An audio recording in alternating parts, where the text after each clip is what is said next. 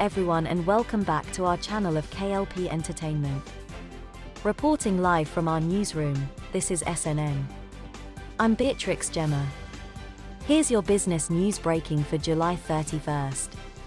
An X sign, installed on the roof of the company's headquarters in San Francisco as part of its rebranding, lacked proper permits, officials said.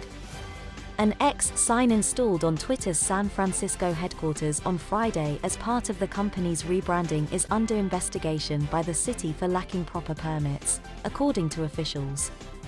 A building permit is required to make sure the sign is structurally sound and installed safely, Patrick Hannon, a spokesman for the San Francisco Department of Building Inspection, said in a statement on Sunday. Planning review and approval is also necessary for the installation of this sign. An inspector went to the Twitter headquarters on Friday to notify the company that it was in violation and to request access to the roof to inspect the sign, according to a complaint filed with the city. Twitter representatives told the inspector that the sign was a temporary lighted sign for an event, the complaint said. Inspectors with the city attempted to gain access to the roof a second time on Saturday, but upon arrival access was denied again by tenant, the complaint said. Twitter did not immediately respond to a request for comment on Sunday.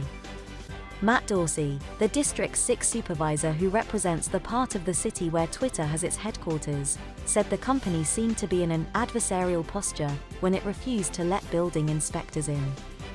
He said he hoped that it would change its stance. "I would like to sort of extend an olive branch, Mr. Dorsey said. I think there's a lot of people in city government who would welcome the opportunity to work with a large employer like X, and let's figure out what we're going to do with the sign, but we can have a good productive partnership with a city employer." This is not the first time the social media company has run into an issue over signage. The San Francisco police stopped workers on Monday from removing the brand's iconic bird logo from the side of the building, saying that the workers had not taped off the sidewalk to keep pedestrians safe if anything fell, the Associated Press reported. A complaint about that sign's removal was also filed with the city. The X was installed shortly after the original sign was removed, the AP reported. The X sign drew criticism on social media for its bright flashing lights shining into apartments. Elon Musk, the tech billionaire who bought Twitter for $44 billion last year, wrote on Twitter on July 23, "Soon we shall bid adieu to the Twitter brand and, gradually, all the birds." About 24 hours later, Twitter officially changed its logo. Russian propaganda is spreading into the world's video games.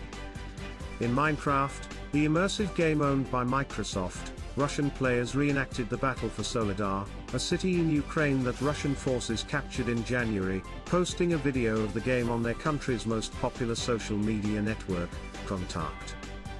A channel on the Russian version of World of Tanks, a multiplayer warfare game, commemorated the 78th anniversary of the defeat of Nazi Germany, they with a recreation of the Soviet Union's parade of tanks in Moscow in 1945.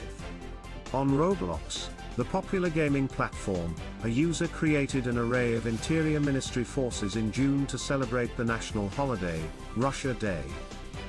These games and adjacent discussion sites like Discord and Steam are becoming online platforms for Russian agitprop, circulating to new, mostly younger audiences a torrent of propaganda that the Kremlin has used to try to justify the war in Ukraine. In this virtual world, players have adopted the letter Z, a symbol of the Russian troops who invaded last year, embraced legally specious Russian territorial claims in Crimea and other places, and echoed President Vladimir V. Putin's efforts to denigrate Ukrainians as Nazis and blame the West for the conflict. Glory to Russia declared a video tutorial on how to construct a flagpole with a Russian flag on Minecraft. It showed a Russian flag over a cityscape labeled Luhansk, one of the Ukrainian provinces that Russia has illegally annexed. The gaming world is really a platform that can impact public opinion to reach an audience, especially young populations, said Tanya Becker, a researcher at Active Fence, a cybersecurity company that identified several examples of Russian propaganda on Minecraft for the New York Times. Microsoft's president, Brad Smith, disclosed in April that the company's security teams had identified recent Russian efforts basically to penetrate some of these gaming communities, citing examples in Minecraft and in Discord discussion groups. He said Microsoft had advised governments, which he did not name, about them, but he played down their significance. In truth, it's not the no. One thing we should worry about, Mr. Smith said at an economic conference in Washington organized by Semaphore, the news site. They're going to publish information somewhere. You know, it just happens to be a good place for them to get the information into circulation.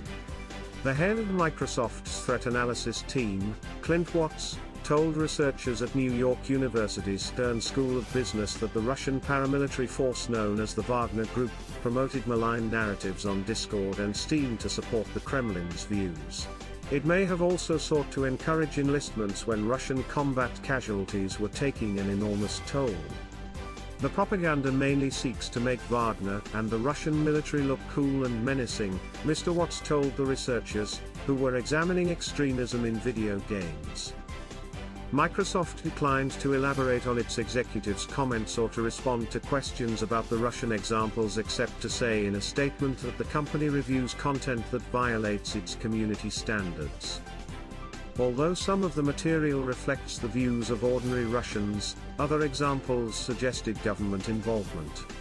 The Kremlin's reach into video games shows how tenaciously Mr. Putin's government has sought to bolster its political goals by using Western social media and consumer products despite diplomatic and economic isolation. In June, celebrities, musicians and at least one Russian government official staged a concert on Minecraft celebrating Russia Day. The official, Ekaterina Myzulina, is a member of the Civic Chamber, an advisory body, and the head of the Russian Internet Safety League.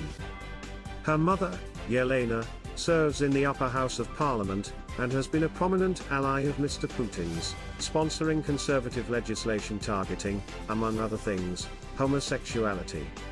Other memes appearing in games are sympathetic to the Wagner Group, which was led by Yevgeny V.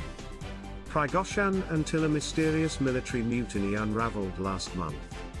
Mr. Prigozhin, once a close ally of Mr. Putin's, is a veteran of information operations, having founded the Internet Research Agency, the St. Petersburg company that interfered in the American presidential election in 2016. The Victoria's Secret fashion show became a cultural touchstone that embodied glitz, glamour, and sexuality over the course of its 20-year run. It's more about the bodies. I'd make sure that they don't put stuff on that's like butt naked. But following societal shifts and the Me Too movement, it started to epitomize the company's problems. Here we go, cutie. Now, after a 4-year hiatus, the event is back. The Victoria's Secret has a delicate tightrope to walk between totally rebranding itself and relying on its successful roots. Victoria's Secret was founded in 1977 by Roy Raymond, who started the company initially for men to shop for their wives and girlfriends, but it quickly became popular among women as well. And by the mid-80s and the late 90s, Victoria's Secret had on board models like Heidi Klum and Tyra Banks, who really brought cultural significance to a brand that really only started in suburban malls. There was so much noise made about the way these supermodels looked. They were super tall, they were super lean, so it really did create a narrowly impossible beauty standard that very few people could meet. By the early 2000s, Victoria's Secret's fashion show had millions of viewers every year, and it really became a cultural symbol of both what it means to be sexy, but also where to buy your underwear and lingerie. Then, in the midst of some highly publicized sexual assault charges against some of Hollywood's elite, a movement started by Tarana Burke back in 2006 explodes online. And hashtag #MeToo is everywhere. I was sexually assaulted a bunch of times. We are here, we're woke, we are ready. Once the Me Too movement really gained traction in the US and more women were coming out with their stories of sexual abuse and harassment, questions about all kinds of marketing, especially marketing that was perpetuated by men, came into question. And Victoria's Secret, of course, was dominated by male leaders. You have to be beautiful, you have to be athletic, you have to be healthy. Victoria's Secret Chief Marketing Officer Ed Razek came out and said that the company would never hire transgender or plus-size models in its fashion show.